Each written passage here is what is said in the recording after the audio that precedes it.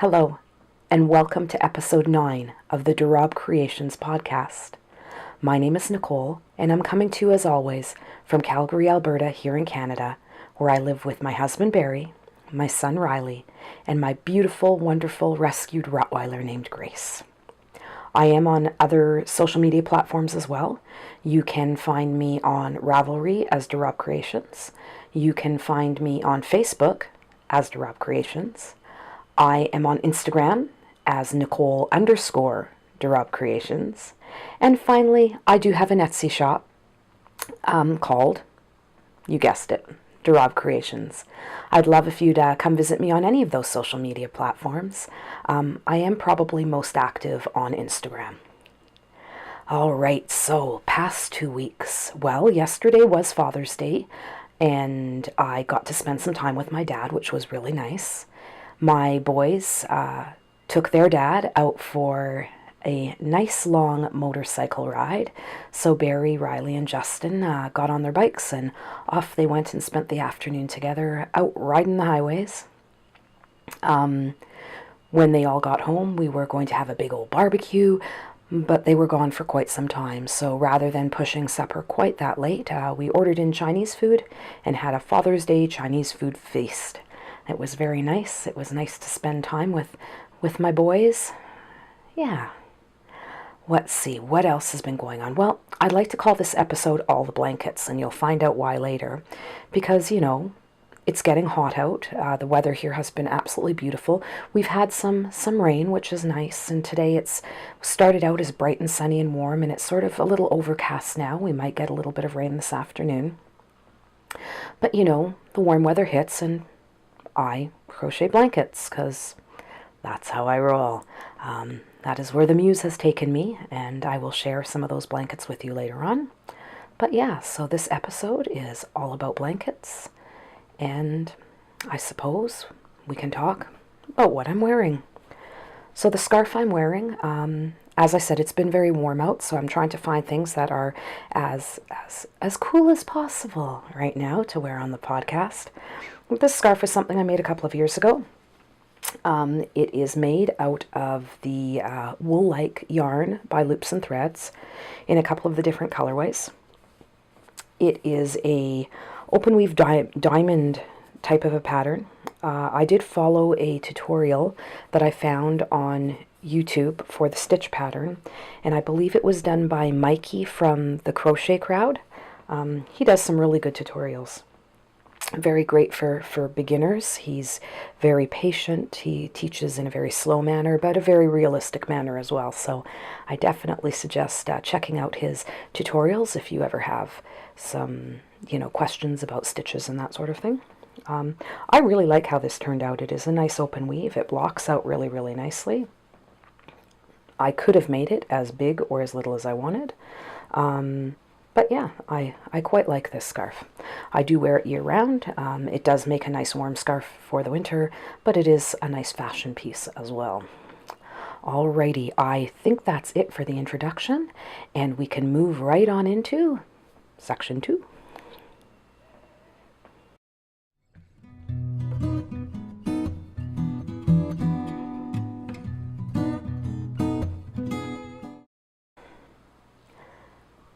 All right, so let's talk a little bit about some of my finished projects.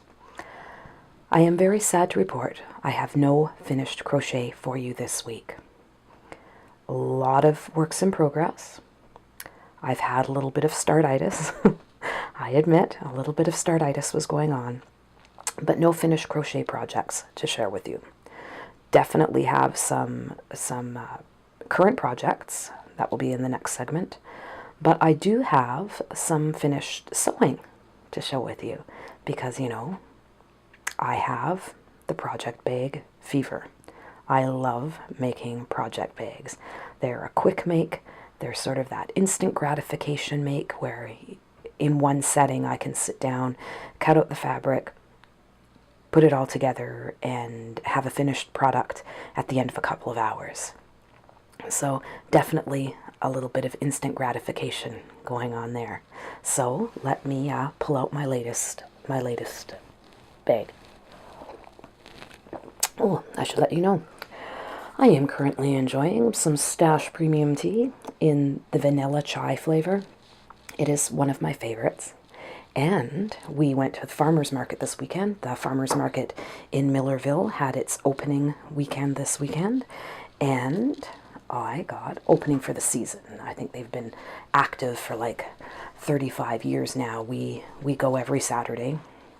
As long as I'm not working, that is. I do try and ask that if I work Saturdays, that I work the Saturday close so that I'm still able to do market in the morning. But I finally got my honey. I buy this honey every year at the market. It is from Wolf Willow Acres in De Winton, which is 5 minutes from my house by car. So I like to imagine that the bees who were creating this honey perhaps came and got some of the pollen from my flowers. I know it's a stretch, but in my mind, that's what's happened. It is fantastic honey, and I love, love, love the ability to sport local when I can. So yes, I waited all winter. The last market of the season, I buy the great big tub to get me through the winter, and by the end it sort of crystallized in the bottom and not quite as easy to use. But then, I get so excited when I finally get my honey again. All right, enough talk about honey and tea. Let's get on to that finished project, shall we? So, I had been showing you some of the, excuse me for itching so much, a few allergies going on today, but I had been showing you the drawstring bags that I had been making that were sort of that medium-sized. I was watching the Canadian crocheter, Debbie, and she was talking about how she, can never find the really big project bags and has gone to tote bags. And, I've got the same issue. All of the project bags that I've ordered are, good for socks or shawls, but nothing bigger than that. And even the ones that I was making were potentially a little bit bigger than that, but still not big enough to house a big project. So I decided where there's a gap in the market, I'll jump in and fill that gap. So here they are, making their debut on the podcast for your enjoyment, my super jumbo drawstring bags. When I say super jumbo, I mean super jumbo. This bag can comfortably house 7 full skeins of Caron Simply Soft yarn with room to spare for the project. So it is massive. It is a drawstring, so it does cinch up very nicely. Has the strap on the side. The fabric is this beautiful country garden print with a pink base. It is lightly interfaced. I didn't use as heavy an interfacing as I did with my smaller bags. I just figured it might be easier to have a bag this big that's a little bit more crumpleable. I'm making up words again. It is fully lined with this gray, they almost look like little peacocks, don't they? This gray fabric, and it does have some silver lines in it. It's quite pretty. It's quite a pretty fabric. And after nearly a month of waiting, my labels came in. I don't know how well you're going to be able to see that, but it does say Rabe Creations on it, and it is my new little label printed on cotton, and then I just sew them onto the bags. So yeah, super jumbo bags.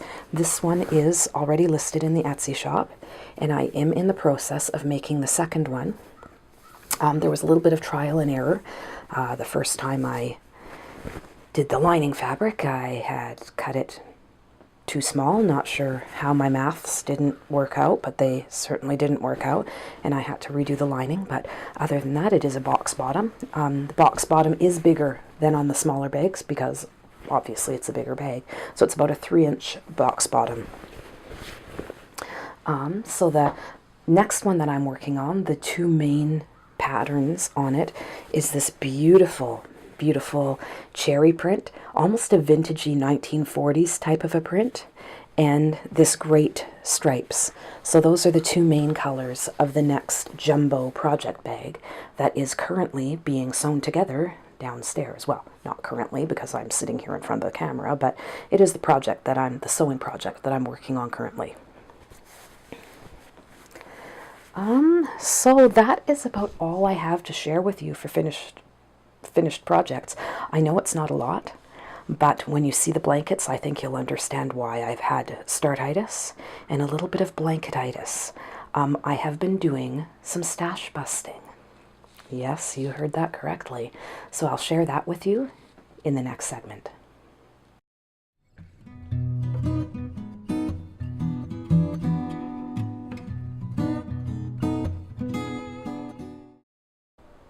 All right, time to visit some current projects. So, I'm going to start out with the hydrangea stripe blanket. I've shown this to you before. It is being worked in some unknown yarn, stash busting, see?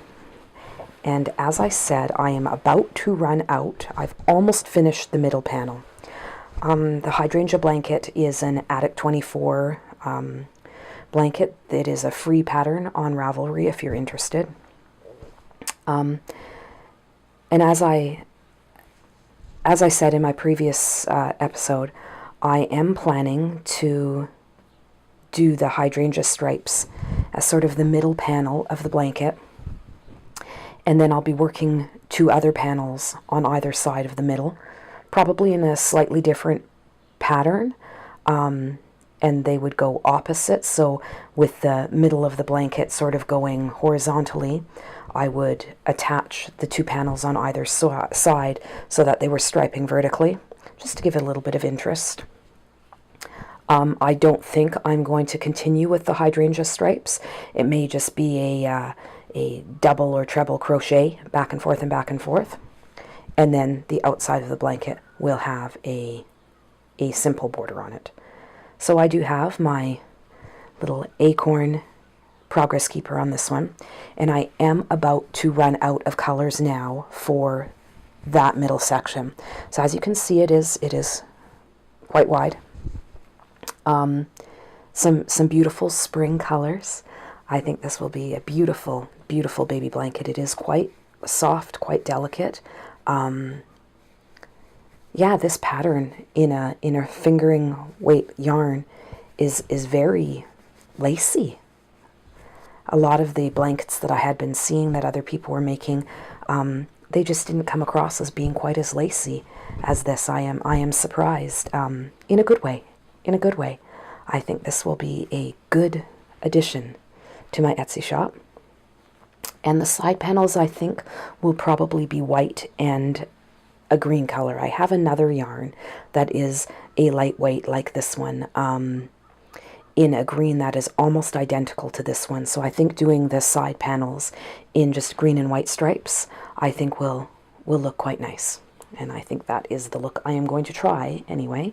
I mean, let's face it, in crochet, it's not all that difficult to frog it, to pull it back and try something else. If at first you don't succeed, try again. So that is blanket number 1. Blanket number 2 you have also seen in the past, and it is my scrappy blanket. I called it last time my fugly blanket, and it really is.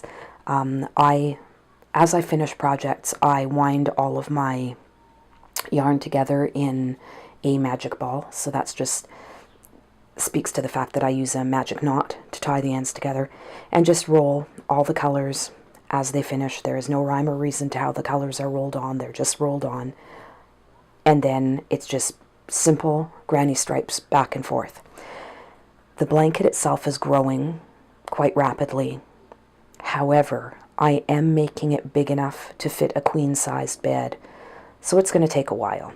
I have almost doubled it in size since the last time we spoke, so let me pull it out for you and show you how that one has come in along. It is almost too big to fit into my tote bag. This may be a basket pattern or project.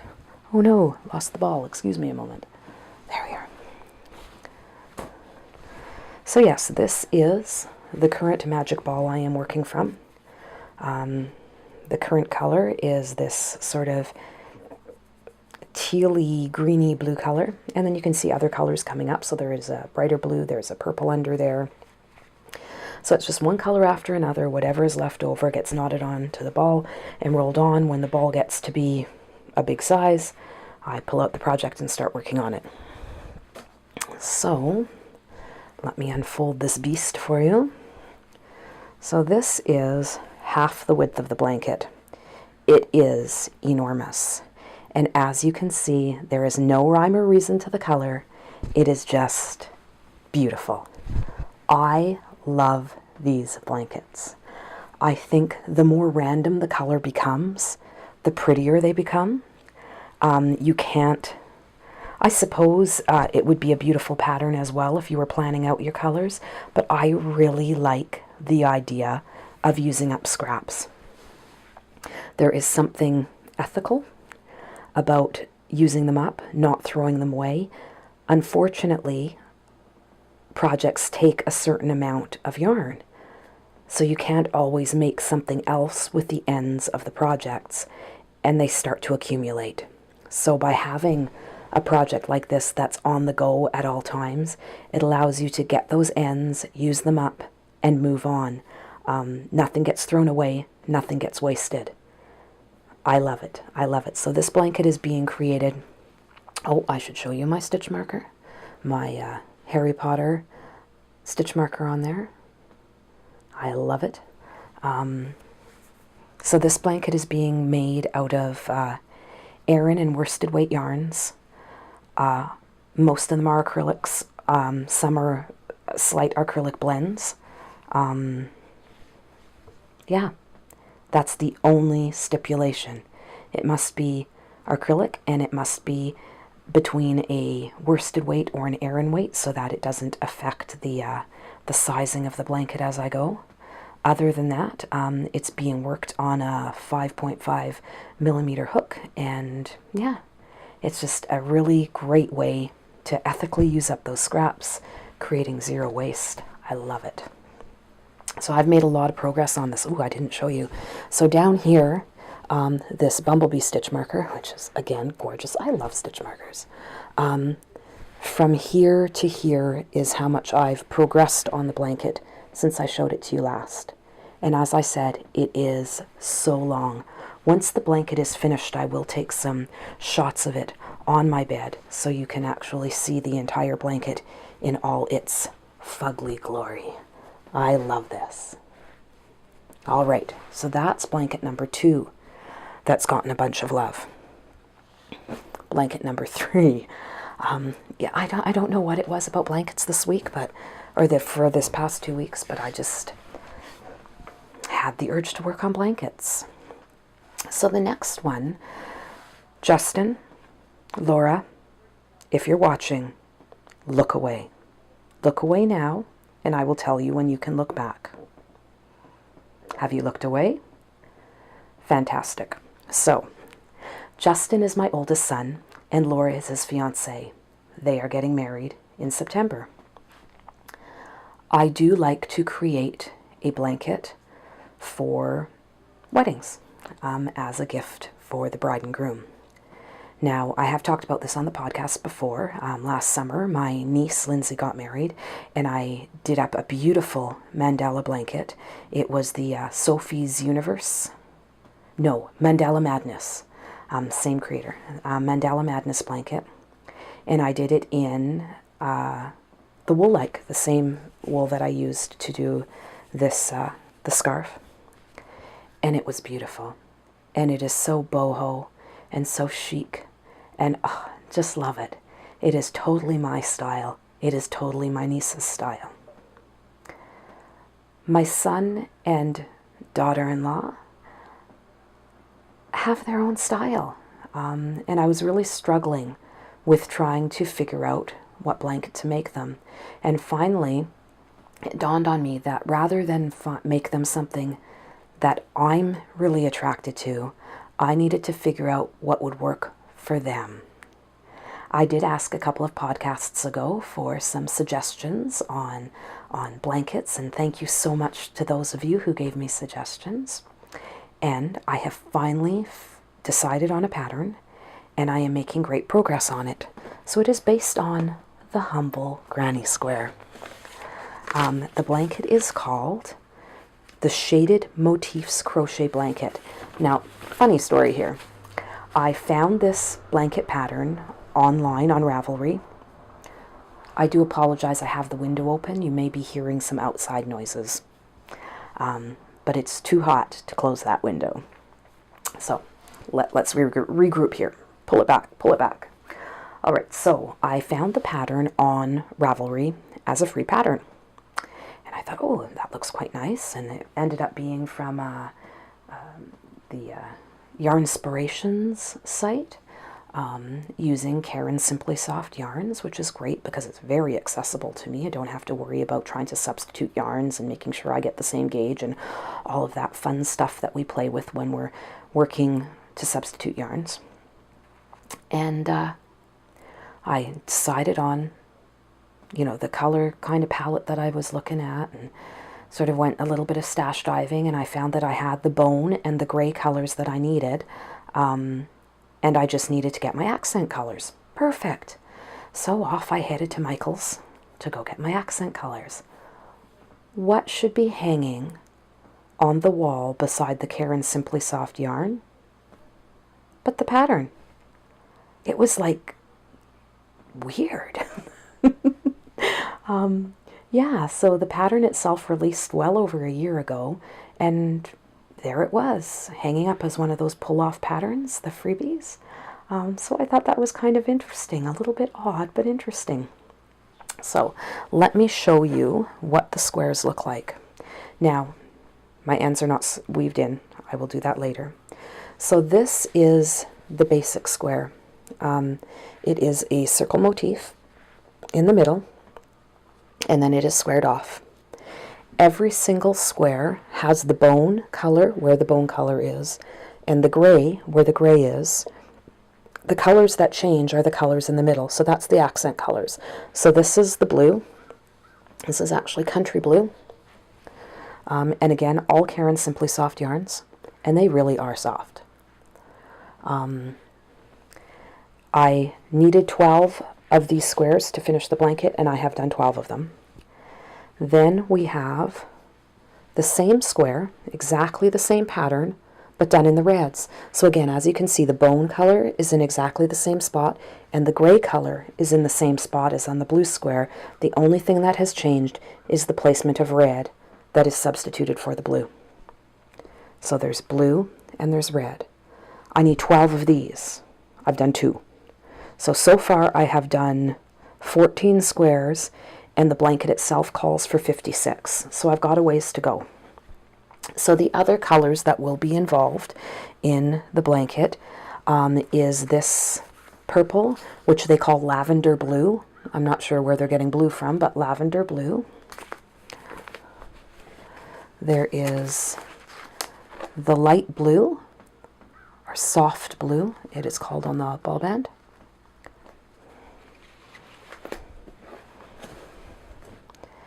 And there is the plum wine.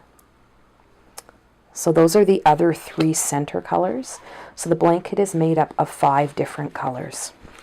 And I think it's going to be perfect for the wedding present.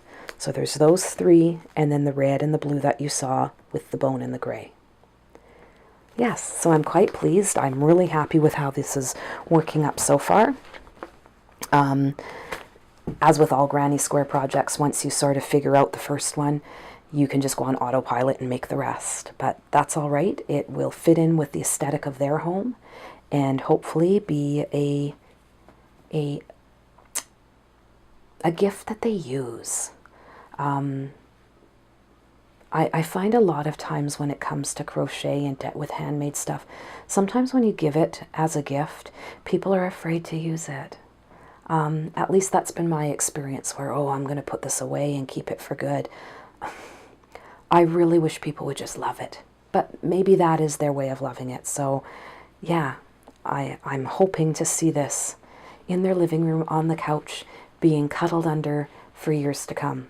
So Justin, Laura, you can look back now.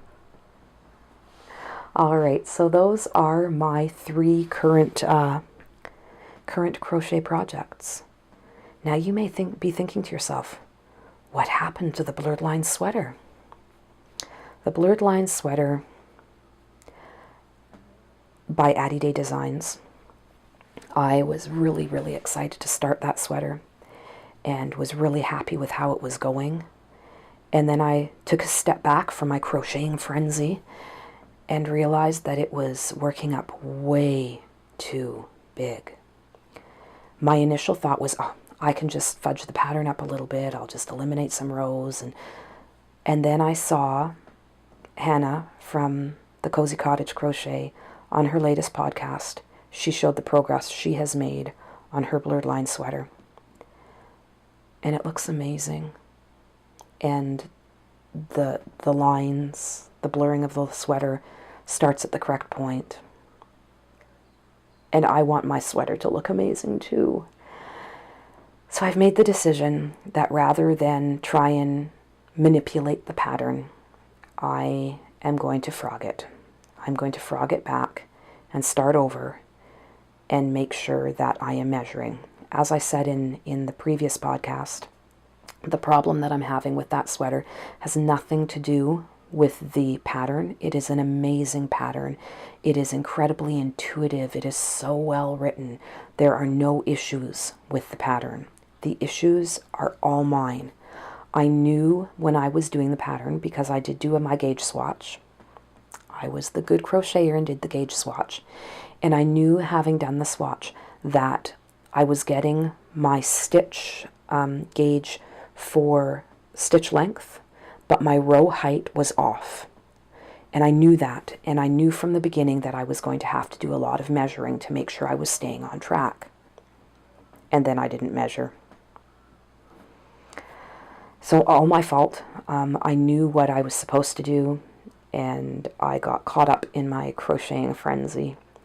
And if I continue the sweater on the gauge that it is now, it's just going to be way too big, and I know I'm not going to be happy with it. So, frog it, frog it, frog it. Rip it, rip it, rip it, and start over again. Again, in crochet, it is a lot easier than in some other art forms to pull things back and start over. So, that is what I'm going to do. You will see my blurred lines sweater again, but for now, it needs to be started over. All right, so I think that's all I have to share with you for current projects, and it's time to move on to new acquisitions.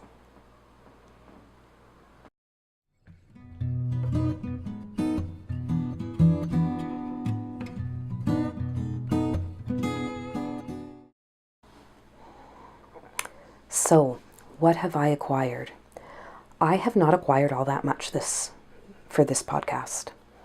As I mentioned earlier, I have been trying to do some stash busting. My yarn stash is getting a little out of control, so I do want to work through some of the stuff I have. It's really hard not to add to the yarny goodness. And that being said, I did go to Michael's and buy the yarn for the blanket that I am making for my son and his lovely fiance. But as for yarn, that's all I have bought over the past 2 weeks. Crazy, isn't it? I have, however, acquired some more fabric. Not only am I planning on making a couple of more of the jumbo project bags like I showed you earlier, but I am also developing a pattern right now to do some crochet hook rolls for storing crochet hooks. So it will be a strip of fabric with pouches on the inside that you put your crochet hooks into, and then can roll it up and tie it into a tight little ball, and great for transporting or just for storage. So I do have some projects in mind for sewing, so I did get some more fabric, and I will show some of that to you. Some of it is absolutely beautiful. I have to say, fabric shopping is almost as fun as yarn shopping. So the first ones were actually part of an Etsy order. This isn't the only thing I ordered from this shop, but I love how these two go together. So the bottom fabric has little sea turtles on it in a sort of a minty-ish green background and little sea turtles. And then this ditzy print in the pink actually matches some of the sea turtle colors. And I think that will make a beautiful, beautiful project bag or hook roll, or perhaps both. The other set of fabric that I really, really liked, I got from Fabricland, my local fabric store. And yeah, I really love this combination. Again, I think this is going to make a fabulous project bag. So it starts out with this vintage Mickey Mouse fabric. I really was attracted to this because of the muted colors. It doesn't have those really bright primary colors that we sometimes associate with Disney and Mickey Mouse. It's more of the muted, including the background, which is a cream rather than a white. Then I found this blue fabric with small white stars on it, and I thought it went quite nicely. Then at the back of the fabric store, not even close to this fabric, so it was never intended to go together, I found this top stripe one. So it has blue stripes, it's got that beige stripe, and then it's got the orange, which to me just matched this fabric perfectly. So again, I'm very excited to be creating some bags and some crochet hook rolls out of this threesome of fabrics. Absolutely stunning. So stay tuned for those. I'm sure they will make an appearance on the podcast. My other acquisition this week is not something I bought for myself, but something that was gifted to me. So my good friend Dawn was in town and came to my aunt's memorial service, which was wonderful. And thank you, Dawn, for being there for us. That was much appreciated. We loved seeing you and your family there. And she came with a gift for me. Her grandmother, who has passed, was a crafter as well. She was a crocheter. And Dawn has inherited a box of vintage crafting magazines. She brought a couple to show me to see if I would be interested in the rest of them. And I said, yes, of course. So they are waiting for me. I just need to go pick them up. But the three that she did bring to the memorial service that I can show you, I just love these. It is such a look back in the past, yet some of the patterns in here could be slightly modified and done right now, and it'd be wonderful. So the little magazine itself is called The Work Basket and Home Arts Magazine. They date from about 1960 through the late 1960s, so through the 60s. This one is June of 65. Look at those beautiful little sweaters. Look at that color work. It's gorgeous. The other thing I find interesting in this little periodical is that there's more crochet than knitting in here, which I found very interesting because the opposite seems to be true now. So there is that one. That is June 1965. Here we have August of 1965. 15 cents for a magazine. Can you believe it? I think after the exchange rate and everything else, I'm paying like $15, $16, $17 for some of the magazines I buy from the UK. And then this one is actually 1960, July of 1960. Now, as I said, some of the patterns are quite dated, but some of them are very, very current. Look at that blanket on that bed. I hope I'm not getting glare on there for you. Maybe I'll try on this side. It is squares with a beautiful flower motif. Actually, my sister looked at this and went, "Oh, I love that." She said, "Leave off the fringe," and I love that. And I have to agree, it's beautiful. It's absolutely gorgeous. I think that would look very shabby chic, very modern. I quite like it. The other interesting thing that I discovered with these magazines is that the patterns aren't nearly as instructional as the patterns we get today. There is a level of understanding and of, I want to say, competence that the magazine and the pattern designers and developers are assuming that you already have before you pick up the magazine. There is no section in the back that goes through what the different stitches are and whatnot that you find in today's magazines. But the other thing, the advertisements in these alone make it worth thumbing through. They are absolutely hysterical. But yeah, so there's a whole box of these waiting for me at my friend Dawn's mom's house, and I will be going to pick those up shortly. And hopefully I can make a couple of projects out of them. I just think this is amazing. Vintage is my thing. So to be able to combine my things, you know, the vintage love with the crochet love, this is just so up my alley. I was so excited. Thank you so much, Dawn, for thinking of me and offering those to me. They are much, much appreciated. Alrighty, as I said, I have been on a bit of a yarn diet. Well, the other thing to remember too is I have a major yarn fair coming up at the beginning of September. So it probably wouldn't hurt to work through some of the yarn I've currently got before I add even more to it. Yeah, the struggle is real. The struggle is real. But yeah, that's about it for new acquisitions. And we will be able to move on to what's on my bookshelf.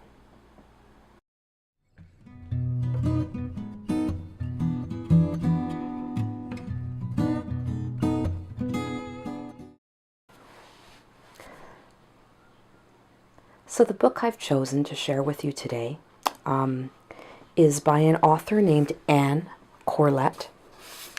And the book itself is called The Space Between the Stars. This is an advanced reader's copy, so the book that you can get in the bookstores or in the library is most likely going to look a little different than this one. It did get published about a year ago, and it is amazing. I know I say that about every book. So this book in my store does not live in the science fiction section or the fantasy section, although it could. It could live comfortably in either of those places. It is shelved just in general fiction.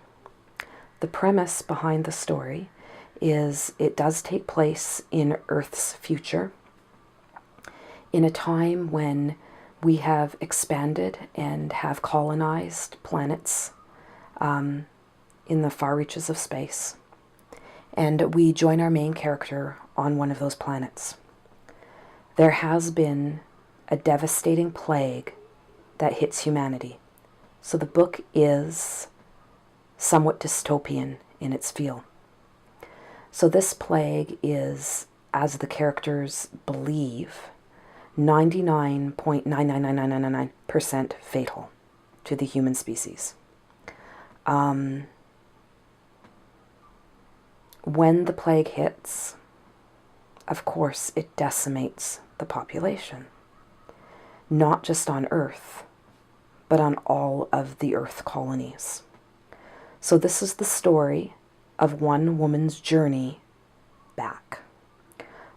She was on one of the far colonies, escaping her problems. And this is about her journey back. Both physically, her journey back to Earth, and emotionally her journey back to her problems and in correcting those problems. So it really does have some multi-layers to it. It's not just an action adventure, an action space opera adventure. It's more than that. You get to know the characters in the book very well, and they are all wonderfully, terribly flawed. I love flawed characters. To me, flawed characters are believable characters. In my nearly 50 years on this planet, I have yet to meet the perfect person, the person without flaws. So therefore, they ring so much more realistically. They ring true when a character in a novel is equally flawed as the people we meet in real life. There is a very satisfactory ending to this book. Sometimes books in that dystopian genre tend to have that cliffhanger kind of an ending where things aren't neatly tied up. And although I wouldn't say things are neatly tied up, the ending is the ending. I'm not expecting a sequel from this book. It is a standalone, and it is powerful, and it is wonderful, and it is well worth the read. So if that sounds like something you would be interested in, if you like dystopian fiction, if you like almost coming-of-age fiction, it's almost like this woman was hiding so much that she never went through that process of coming of age. So if you like that coming-of-age story, dystopian stories, this is the one for you. It is a great, great book. So again, that's The Space Between the Stars by Anne Corlett. Give it a read. I think you'll enjoy it. Well, that brings us to the end of episode 9. But wait, before you go, I have some exciting news.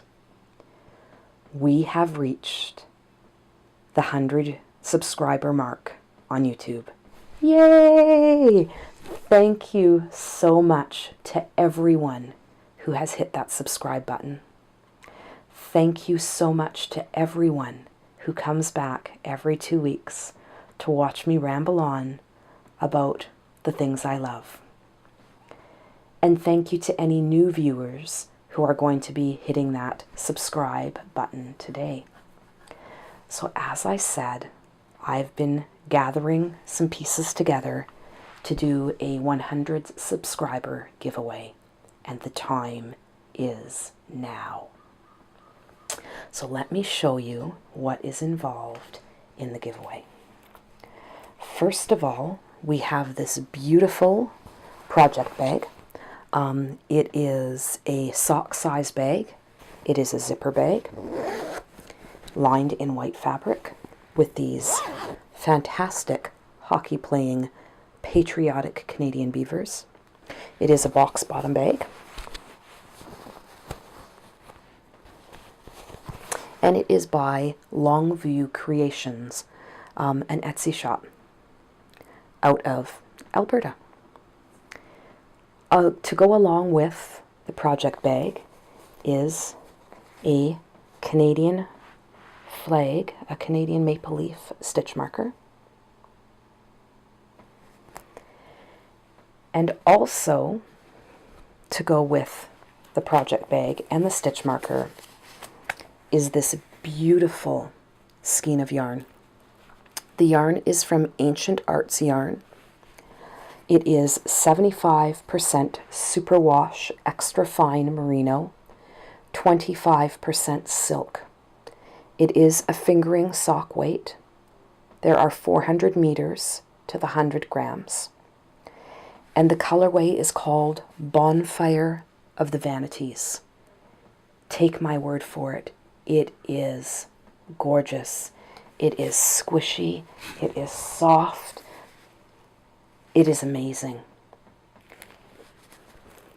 This is the giveaway package. So, the 100 subscribers giveaway will be open internationally. I will ship this wherever it needs to go. The only stipulation will be is if any duties or anything get charged, of course the recipient, thank you, will be responsible for those charges. But I will ship anywhere in the world, so please don't hesitate to enter. How do you enter, you may ask? Well, let me tell you. I would like you, first of all, you need to be a subscriber to this channel. Please like this episode. And then down below, please comment. And please tell me what project or what yarn or what fabric you are hoping to work with this summer. I would love to hear your plans for what you're planning to put on your hook, put on your needles, or put in your sewing machine over the next couple of months. So if you comment down below with any of those things, subscribe and like the video, you will be entered. There is a second way to enter. Yes, you can enter twice. If you go on over to Ravelry and join my Ravelry page, Rabe Creations, I have 3 members besides me. So I need more members. If you go on over there, I will be opening a thread, the 100 viewers giveaway thread.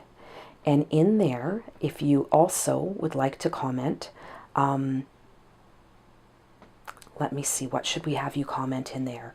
In the Ravelry thread, I would love you to comment one pattern from Ravelry that you would really, really, really like to start. Or it may be something that you've already started. It may be something that you've finished. But you know what? Let's spread some Ravelry love around. Let's get some designers, some traffic to their projects. That would be fantastic, wouldn't it? So yeah, please comment in the Ravelry thread with one project that you would like to put on the hook, cast on the needles over the summer, and I will combine the comments from Ravelry and the comments from the YouTube channel. I will combine them all and do a drawing for one prize package. I will make that draw July 1st, which is kind of serendipitous because that is Canada Day, and this is very much a Canada-themed project, or package, sorry. So yeah, please comment below. Go on over to Ravelry and comment in the Ravelry group as well. You'll get 2 chances to win this wonderful, wonderful prize pack. Let other people know as well. If there are people out there who aren't subscribed yet, let them know about this giveaway. I am really, really excited. So once again, thank you everyone for joining me. Thank you for subscribing. Thank you for watching. Thank you for visiting. Have a wonderful, wonderful 2 weeks.